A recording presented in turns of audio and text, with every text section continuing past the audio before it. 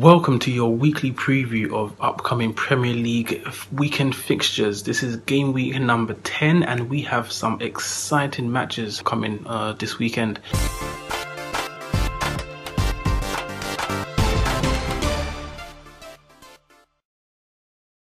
Start with the biggest game. It's not actually on the weekend. Monday Night Football. Tottenham Hotspurs at home to Manchester City. Top of the table clash. 2 points in it between the two sides, and a win, providing that results go Tottenham Hotspur's way over the weekend, pretty much with most of the teams losing, like Arsenal, Chelsea, etc. They could go top of the table. Highly unlikely, I doubt it, probably impossible, but definitely a win can take them above Manchester City. Manchester City are still unbeaten this season in the league. It's going to be very hard to beat this Manchester City side, who have been going from strength to strength, even without De Bruyne. And now that he is back playing, starting in midweek Champions League, it's going to be difficult to topple them. It won't be as exciting as we may think if we cast our minds back to when Manchester City played Liverpool away from home and it was a 0-0. They brought a different game, a different strategy. They realised the competition is stiffer this season. And Liverpool had given them problems, over recent matches, proving to be the better of the two sides in head-to-head encounters. But I feel Man City have too much in the tank for Tottenham at this present moment. Tottenham aren't playing the best of football. They are struggling a bit, to say the least. Kane is struggling for goals. He's not in the best form of his life right now. Spurs aren't in the best form of their lives right now. While Manchester City just, continuing the same form from last season, really. And I just see them being too much for Tottenham. I would say 1 or 2-0 to Manchester City. I don't really see Spurs scoring. They've been very good defensively of recent in the Premier League. They've been, eking away at those results, even against the lesser teams where you might have expected them, such as like against Cardiff, to score like 3-4 goals, and they haven't. And so I don't think that is going to change anytime soon, especially not against Manchester City. So I'm going to tip Man City to win that game. But before the Monday football madness, we've got Crystal Palace hosting against Arsenal. Crystal Palace, poor form. Arsenal, probably the hottest form in the league right now, with consecutive wins in all competitions. Bearing in mind, I'm doing this before Europa League game, so they may not win that game, but I'm expecting them to. But whether they do or they don't, they're probably still the best informed team in the Premier League right now. Maybe not playing the best, but definitely the best in form in terms of result. And Crystal Palace are definitely at the other end of the spectrum. Form not so great, and I really can't see them getting a win here. I think Arsenal's got too much for them in attack. They're not defensively good enough to cope with Ozil, Iwobi, Mkhitaryan, Lacazette, Aubameyang, whoever's playing on the day. I think it's just going to be too much for them to handle. Arsenal have got depth and strength, maybe not the top is of quality, but it's still depth that Crystal Palace can't handle, and many options to cause them problems. Burnley are also entertaining Chelsea over the weekend. Chelsea haven't been amazing. Hazard as an individual has been outstanding, has been amazing, but as a team as a whole, I know a lot of people are saying that they're in with a shout of winning the title. I mean, I personally don't think so. I mean, they're not playing amazing. They're not an amazing team. There's certain individuals in that squad that are suspect. I mean, Sarri's doing an amazing job, don't get me wrong, and I strongly believe they'll finish in top 4, but Burnley could cause them problems. Burnley have been very sketchy this season. It's not the same Burnley of last season that finished 7th behind Arsenal.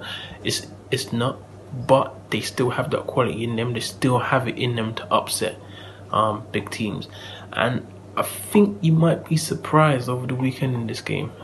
It could be a 1-1, a 2-2. Maybe Chelsea could eke a 2-1. They're going to need to if they want to win the title. They're going to have to win these type of games, but Burnley could cause them a problem.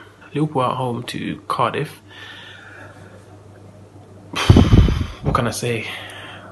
Cardiff are going down. I think that's decided already.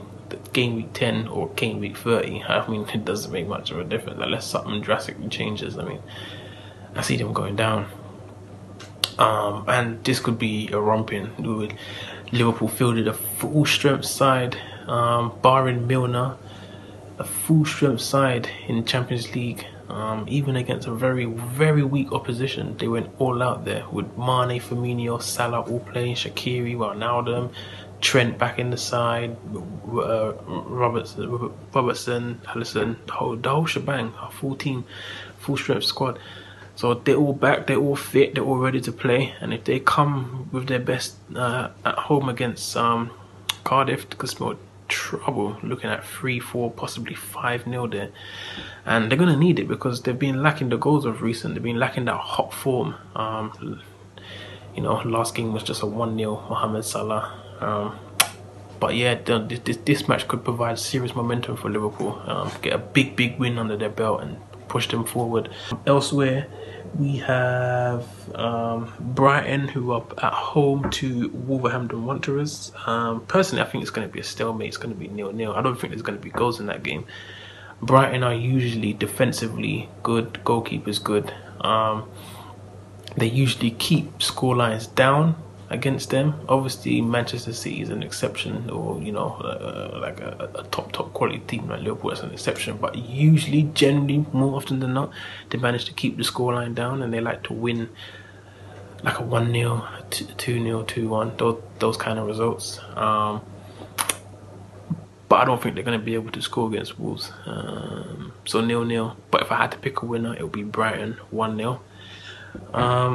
We've got Fulham at home to Bournemouth. Now, Fulham are going to need this win. They've got one win all season. They're going to need to beat Bournemouth. But I wouldn't say Bournemouth are in good form or amazing form. They've just been unpredictable. You just don't know when they're going to show up. One game, they'll score 4 goals against like Watford, and then another game they will lose 1-0. That game that they're supposed to win, and they don't. I mean, they're just very unpredictable. You don't know which Bournemouth is going to turn up on the day, and with me not knowing which Bournemouth is going to turn up, it's one of those cases where you have to say, you know, it's a chance for Fulham to get at them and get a result, and they're going to have to if they want to, you know, survive. Spending over 100 million and in the drop zone after 10 games, it's not acceptable.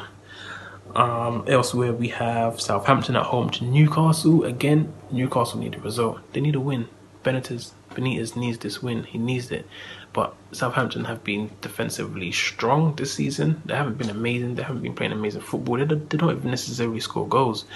They're not an amazing side. They're very average. Newcastle can definitely get a result from this game. But will they? I mean, time will tell. I mean, personally, I don't think they have it in them. I mean, we're looking at another 0-0 here. Personally, that's what I think. I think the Brighton and the Southampton game both have 0-0 written all over it. But if I had to give a winner, I'd give it to Newcastle, because I really think that they're going to put in a gutsy performance and possibly get that win that they need. So Newcastle to edge it 1-0, but don't be surprised if it's 0-0. We have Watford at home to Huddersfield. I'm going 2-3-0 to Watford. Straight up, I'll be blunt and honest about it. Huddersfield are rubbish. They're crap. They just don't have it in them. Every game they played this season, I'm just gonna say loss, and Huddersfield losing. And they do something to change their form and change their play, to change their football. I mean, they haven't scored a goal at home. They're struggling away from her. They're struggling everywhere, in every game, every match. They're really struggling. Premier League's life is just too difficult for them. So I'm going 2-3-0 Watford. Yeah. We also have, and last but not least, a big game. Maybe not in terms of position-wise, in terms of top of the table, or bottom of the table. It's actually a middle table clash. Man United at home to Everton. Save this one for last, because Mourinho's got problems. They're lying smack bang in the middle of the table, 10th place, you know. And life isn't rosy. Lukaku's in shambolic form. Fans are calling for him to be dropped, for Sanchez to be played through the middle, dropping for Sanchez, play Martial, Sanchez, Rashford, with Sanchez being the striker. I'm hearing all sorts from fans. I'm hearing lots of criticism, not just from Lukaku, but from the team as general. I mean, personally, personally, I've said this from day one, from maybe after Mourinho's first season. I've said this from the beginning that I think that Mourinho should change the formation. I think he's going about it with the wrong formation. I genuinely do. I honestly do. I think with the style of football that he's bringing and the style of football that he's playing, Lukaku can't lone strike. And I say lone strike, I know he's got Martial and Rashford either side, or one of who, two of whatever, whether it's Lingard, Martial, Rashford, Sanchez, whoever. But in the formation, how he's set up, he's up there by himself, and he doesn't have that in him, playing as a target man. When you look at him playing for Belgium, he's a different man altogether. How can you be in this bad form and then go and play for Belgium and bang goals? Like, but that's a free-flowing front three. You know, it's him, Hazard, De Bruyne, or Mertens, or whatever. That's a free-flowing front three. Sometimes he can play on the right, cutting it side, or he's down the middle, playing straight through the striker. Hazard bopping and weaving through plays. That's what he needs. He's clearly not the target man type. He doesn't have the touch to be a target man. He has the strength, he has the, you know, the presence, but he just doesn't have the technique, the ability, the certain je ne sais. He just doesn't have it to be that type of player. He just needs to be in and around the box, getting the goals, players feeding him. That's what he needs. And they've got a lot of problems. I'm gonna go ahead and say that this match is probably gonna be a 1-1. I can't see Man United winning. Everton are not in bad form. They're not playing bad. They're playing well. We've got Richarlison, Walcott, players that can cause problems. They're defensively sound. We've got some good defenders, a good keeper. Pickford's playing well. Saved a penalty last week. 1-1. Why not?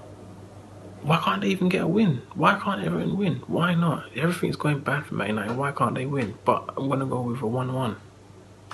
And those are my thoughts on upcoming weekend fixtures. Those are my predictions. And stay tuned for more previews, reviews, and thoughts about certain football events and just sporting events. And make sure you hit the like, subscribe button and all of that. Follow us on all the social medias.